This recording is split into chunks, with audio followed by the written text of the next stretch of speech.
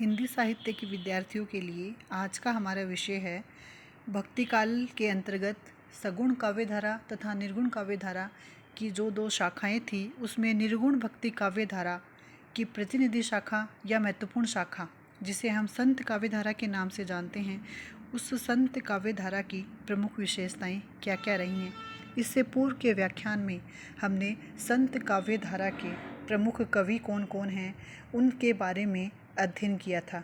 उनके अध्ययन के अंतर्गत या जब उनका विश्लेषण किया था, काव्यगत विशेषताओं की प्रवृत्तियों का जब हमने अध्ययन किया था, तो उसके पश्चात उनके काव्य की जो मुख्य विशेषताएं उभर कर सामने आती हैं, वो विशेषताएं क्या क्या हैं अथवा उनकी काव्यगत विशेषताएं क्या क्या हैं, वह या उनका अध्ययन आज हमारे इसका व्याख्यान की मुख्य विषय वस्तु होगी।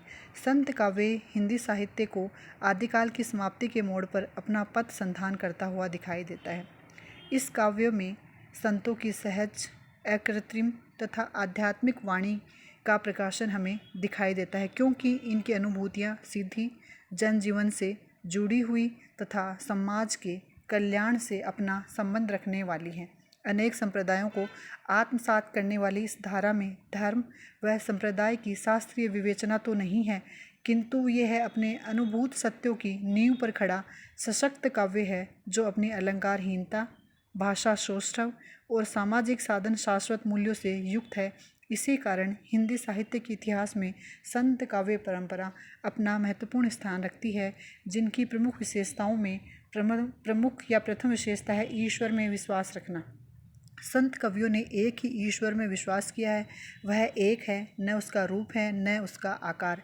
वह निर्गुण सगुण से परे है। वह संसार के प्रत्येक कण में है तथा वह केवल अनुभव गम्य है। वह ज्योति स्वरूप तथा अलख और निरंजन है। भक्ति और योग से ही वह प्राप्त हो सकता है। इसीलिए बाह्य आडंबर न अपनाकर हृदय की अनुभूति या हृदय की सात्विक अनुभूतियों के द्वारा उस ईश्वर को प्राप्त किया जा सकता है, यह इन्होंने माना है या यह संत काव्यधारा की प्रमुख विशेषताओं के अंतर्गत माना जाता है। इसके अंतर्गत उन्होंने बहुदेववाद और अवतारवाद का भी विरोध किया है।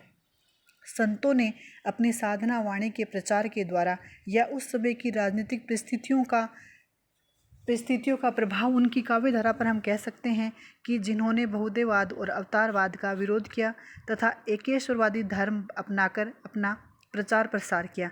इस प्रकार इन सभी का विरोध करना या एक ही ईश्वर पर बल देना या ईश्वर के साकार रूप का विरोध करना आदि इनके काव्य की मुख्य विशेषताओं के अंतर्गत माना जाता है। इसके अतिरिक्त संतों ने गुरु को भी विशेष महत्व दिया है। संत कवियों ने सद्गुरु को ईश्वर प्राप्ति से अधिक महत्व दिया है।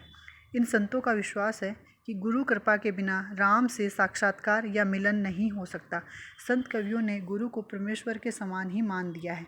सगुण भक्त कवियों ने भी गुरु को महत्व दिया है, किंतु निर्गुण काव्यधारा में गुरु की प्राप्ति या गुरु के महत्व को अत्यधिक बल दिया है, क्योंकि गुरु के द्वारा ही अथवा गुरु ही ऐसा माध्यम है जिसके द्वारा हमें ईश्वर की प्राप्ति हो सकती है। इसके अतिरिक्त इन्होंने हठ योग साधना पर बल दिया है।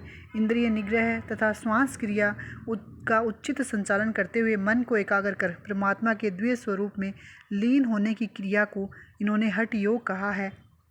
इनका मानना है कि ऐसा करने से आत्मा समाधिस्थ हो जाती है तथा जिसके द्वारा मनुष्य को आत्मिक शुद्धि प्राप्त होती है। इसके अतिरिक्त जाति पाति का विरोध संत कवियों ने प्रमुखता से किया है। संत कवियों ने समाज में व्याप्त जाति भेद तथा वर्ग और वर्ण भेद का विरोध किया है। ये मानव धर्म में विश्वास रखने वाले थे। अधिकतर संत कवि स्वयं निम्न वर्ग और जातियों के थे, इसलिए जैसा उन्होंने भोगा था उस भोगी हुई पीड़ा को ही उन्होंने इस काव्य के रूप में प्रकट किया है। इसके साथ ही इन्होंने हिंदू, मुसलमानों तथा सभी जातियों में परस्पर प्रेम स्थापित करना भी महत्वपूर्ण उद्देश्य माना जाता है। भेदभाव को निर्मूल करने में इनका स्वर अत्यंत तीखा दिखाई देता है, जिन्होंने काव्य के उग्र स्वरूप के रूप में इन्होंने प्रकट किया है। इसके अतिरिक्त रूढ़ियों और आडंबरों का विरोध करना भी संत काव्यधारा की प्रमुख विशेषता मानी जाती है। सभी संत कवि ब्रह्मचारी और आडंबरों तथा रूढ़ियों के विरोधी थे। अंधविश्वास के प्रति उपेक्षा के भाव इन्होंने व्यक्त किए हैं। इन्होंने इस प्रकार से अपने काव्यों में रचनाएं की कि रूढ़ियाँ, आडंबर और बाह्याचार के लिए काव्य में कहीं कोई स्थान, मतलब इनका विरोध करना या समाज में इनके लिए कहीं कोई स्थान नहीं होना चाहिए। पशु बलि, तीर्थ, व्रत, छापा, तिलक, रोजा, नमाज, हज आदि बाह्य आडंबरों और कर्मकांडों तथा पाखंडों का इन्होंने खंडन किया है। हिंदू और मुसलमान दोनों को इन्होंने इन विरोधों के लिए, इन कर्मकांडों के लिए समान रूप से फटकारा था। इसके अतिरिक्त रहस्यवाद, जो कि इससे पूर्व हमने आदिकालीन साहित्य में रहस्यवाद जो सिद्ध साहित्य में दिखता है, वही रहस्यवाद अब हमें कबीर के या संत काव्य में भी परिलक्षित होता है। संतों ने अद्वैतवाद और सूफी मत के मिश्रण से अपने रहस्यवाद की सृष्टि की थी। कबीर इस रहस्यवाद की प्रवर्तक माने जाते हैं। इसमें आत्मा और परमात्मा के मिलकर एकाकार होने की स्थिति होती है। इस रहस्यवाद में प्रेम भाव प्रधान है। यहाँ पर उन्होंने रहस्यवाद के द्वारा अपनी काव्य की रचना की है तथा संत काव्य के विरह और मिलन के पदों में रहस्यवाद की प्रवृत्ति को मुखरित किया है।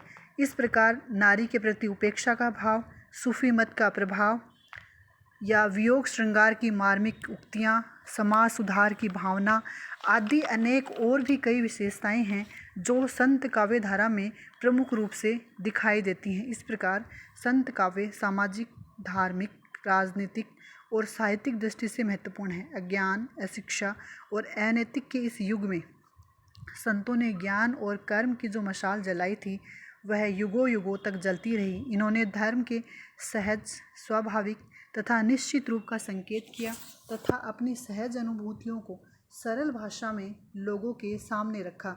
इसीलिए इन कवियों ने साहित्य में सत्यम, शिवम, सुंदरम का अनुष्ठान किया था, जो हिंदी साहित्य को स्वर्ण काल दिलाने में या कहने में अपनी महत्वपूर्ण भूमिका निभाता है।